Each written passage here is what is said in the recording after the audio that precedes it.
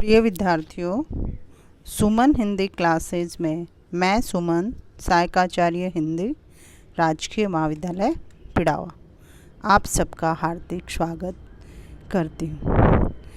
आज की इस कक्षा में हम पत्रकारिता का वैशिष्ट्य पर चर्चा करेंगे।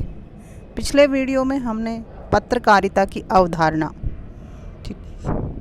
कि किस तरह से पत्रकारिता एक ऐसी शक्ति है जो सामाजिक कुरीतियों एवं विकृतियों को दूर कर समाज और जनमानस में सुधार, स्वस्थ समाज का निर्माण करने में सहयोग देती है।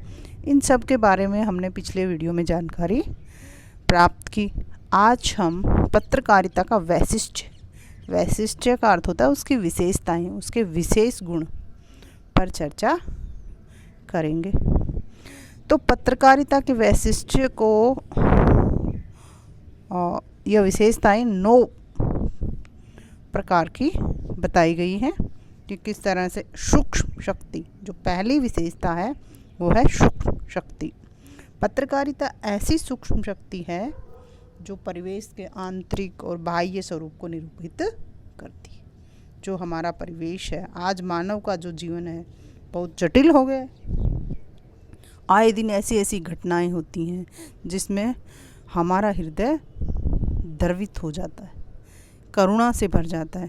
इस तरह की घटनाएं हम सुनते हैं कि कभी हमारा मन बहुत कसेला हो जाता है, कभी बहुत घृणा आती है उन घटनाओं को सुनकर।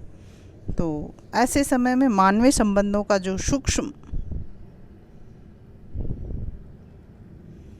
और सशक्त निरूपण पत्रकारिता ही करती है। और जो घटनाएं हैं उनके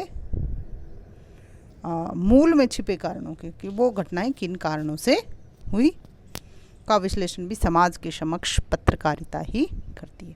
इस प्रकार पत्रकारिता ऐसी सूक्ष्म शक्ति है जो सामाजिक घटनाओं के आंतरिक और बाह्य परिवेश में मानवीय जो संबंध है उनकी सतत क्रियाओं को, प्रतिक्रियाओं का विश्लेषण प्रस्तुत करती है। आगे इसकी अगली विशेषता आती है नीरक्षीर विवेक, कि जिस तरह से हंस को दूध और पानी मिलाकर दे दिया जाए तो हंस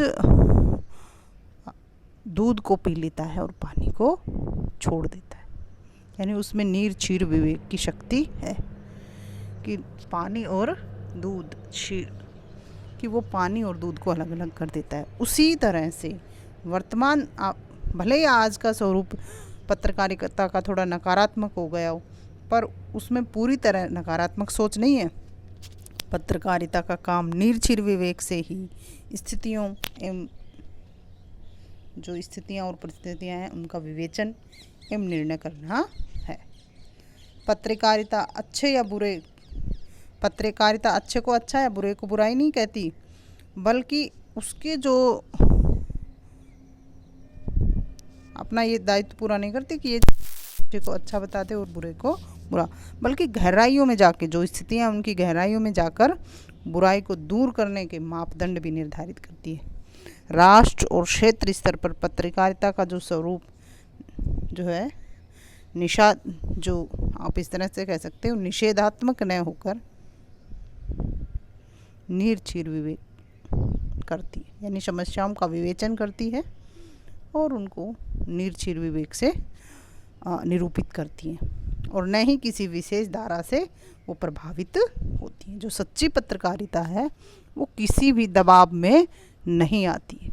वो सही को सही और गलत को गलत बताने के साथ साथ गहराई में जाकर और जो सही मानदंड है उनको भी निर्धारित करती है।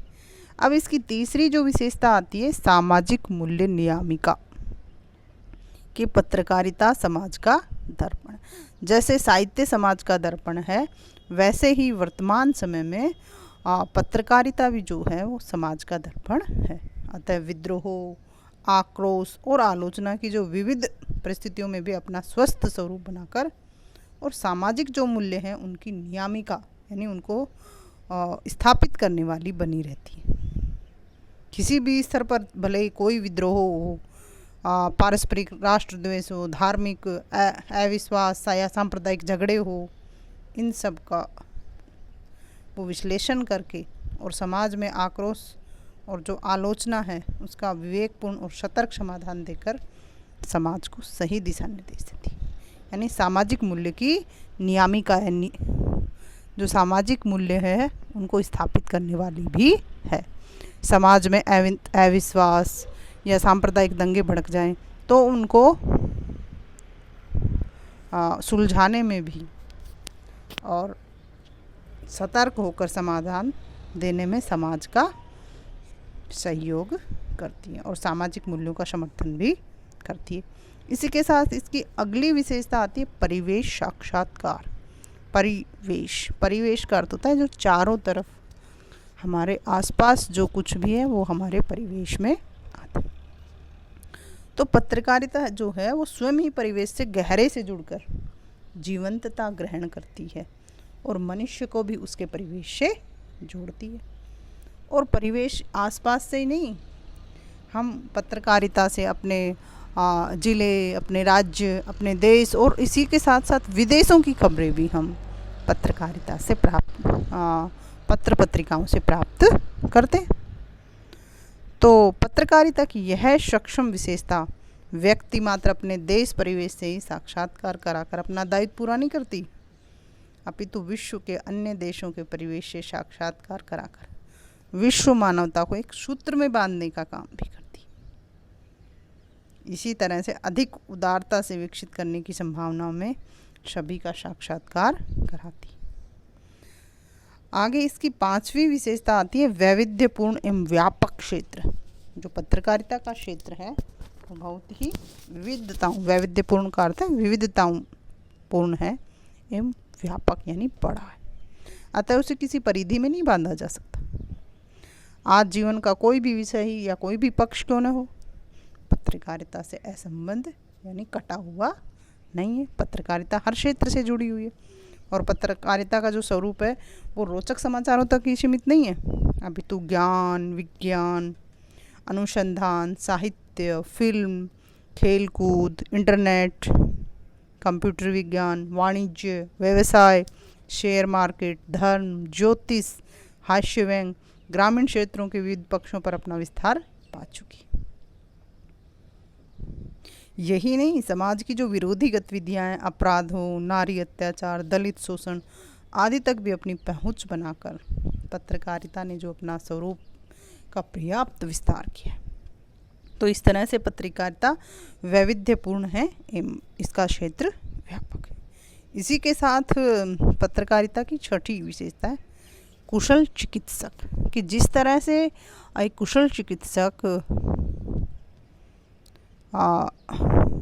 एक किसी भी मरीज का जैसे बहुत ही सफलता से उपचार करता है, उसी तरह से पत्रकारिता चिकित्सक का स्वरूप धारण करके सामाजिक परिस्थितियों एवं विश्व स्तरीय घटना चक्रों की जो नाड़ी है उसको परखकर सदैव उपचार करने के लिए सक्षम रहती है। पत्रकार भी वही सफल माना जाता है जिसके पास तीखी तेज दृष्टि हो, जो परिवेश के शरीर में दौड़ते हुए रक्त और रक्तचाप का परीक्षण कर और हर समय समाज की धड़कनों को विकृत होने से बचाता रहे। अतः कहा भी गया है कि पत्रकारिता कुशलतापूर्वक सामाजिक परिवेश का एक्स-रे रिपोर्ट प्रस्तुत करने में अपनी सूक्ष्म भूमिका निभाती है। इसी के साथ फोटो पत्रकारिता का एक ऐसा स्वरूप है जो घटना की सत्यता प्रमाणित करने के साथ साथ आंखों देखी गवाही का काम भी करता है। उस घटना की जब फ़ोटो खींची जाए किसी की, तो वो फ़ोटो उस घटना के सबूत हो जाते हैं। उस फ़ोटो को आंखों देखा प्रमाण होने के साथ साथ एक गवाह का काम भी करती है तथा समाज में घटित प्रत्येक घटना, स्थिति, उसका स्पंदन, कथन, विकृतियाँ और शक्तियाँ आदि प्रत्यक्ष करते हुए पत्रकारिता जो है वो कुशल चिकित्सक का स्वरूप अपना जो उसकी भूमिका है उसको निभा रही। इसी के साथ इसकी सातवीं विशेषता है प्रेरणादायक एवं जागरूक। पत्रकारिता किसी के लिए भी प्रेरणादायक और जागरूकता का परिचायक हो सकती है। क्योंकि उसका दायित्व मात्र समाचार प्रकाशन नहीं है। पत्रकारिता का जो दायित्व है सिर्फ ये सूचनाएं हम तक पहुंचाना नहीं है, अपितु वह अपना मत और निर्णय प्रसारित कर देशवासियों को, सत्ताधिकारियों को, नागरिकों को सचेत भी करती है, उनके लिए प्रेरक बनती है तथा उनके अपने दायित्व के प्रति जागरूकता उत्पन्न करती है। समाचार पत्रों में जो संपादकीय टिप्पणियों के माध्यम से पत्रकारिता राजनीतिक, आर्थिक, सामाजिक और सांस्कृतिक स्थितियों पर मुक्त मन से विचार व्यक्त करती है और जिसका प्रभाव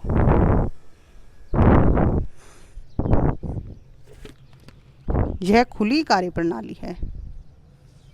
राष्ट्रीय स्वाधीनता आंदोलन में भारतीय समाचार पत्रों की भूमिका, एक और ब्रिटिश शासन की नीतियों की आलोचना करके तथा यानी किस तरह से जब हमारा देश आज़ादी की लड़ाई लड़ रहा था तो उस समय समाचार पत्रों ने अपनी महती भूमिका निभाई थी।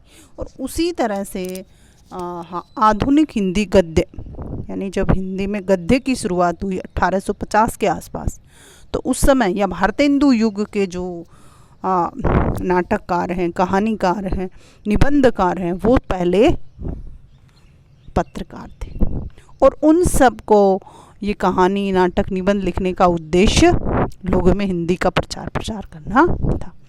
और उन सबको ये भी पता था कि पत्रकारिता से के अलावा और कोई ऐसा माध्यम नहीं हो सकता कि जिससे लोगों से अच्छे से जुड़ा जा सके। इसी के साथ इसकी 8वीं विशेषता है मानवीय गुण विस्तारक। तो पत्रकारिता से मानवीय गुणों का भी विस्तार होता है। जब हम पत्र पत्रिकाओं में कोई कहानियाँ पढ़ते हैं, कोई अच्छी किसी का प्रेरणादायक प्रसंग पढ़ते हैं, तो उससे हमारे अंदर जो मानवीय गुण हैं उनका विस्तार होता है। हम ये सोचने पर मजबूर हो जाते हैं कि किस तरह से लोगों में कितनी अच्छाइयाँ हैं, तो फिर हम ऐसे क्यों हैं। इस तरह से पत्रकारिता लोगों में मानवीय गुणों का विस्तार भी करती है। अब इनकी 9वीं विशेषता है संप्रेषण माध्यम। संप्रेषण, सम या अर्थ होता है बराबर, प्रेषण आदान प्रदान। पत्रकारिता शासक और शासित, यानी शासक और शासित जनता के बीच सुदृढ़ संबंधों की भूमिका निभाती है। एक स्वरूप में तो वह जीवन के विविध क्षेत्रों की जानकारी देकर राष्ट्र से लोगों को और लोगों को राष्ट्र से जोड़ती। संप्रेषण का माध्यम हो गई ना, कि किस तरह से वो देश को जनता से और जनता को देश से जोड़ती। तभी यह संभव हो पाता है जब पत्रकारिता एक श्रेष्ठ संप्रेषण माध्यम बनकर सेतु यानी पुल का काम करती है।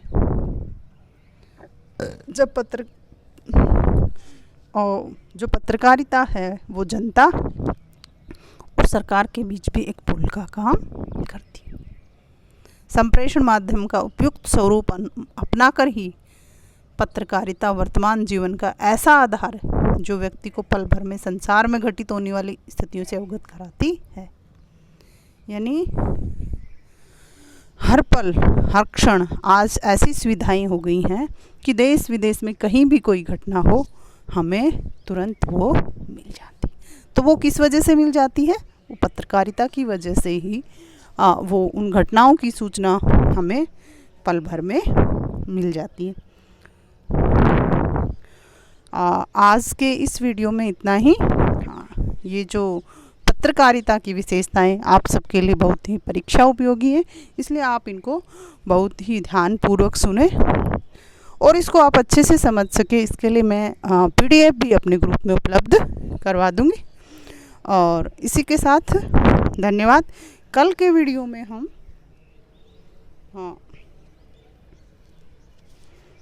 पत्रकारिता की आवश्यकता पर चर्चा करेंगे। मिलते हैं अगले वीडियो में पत्रकारिता की आवश्यकता पर चर्चा करने के लिए। तब तक के लिए धन्यवाद।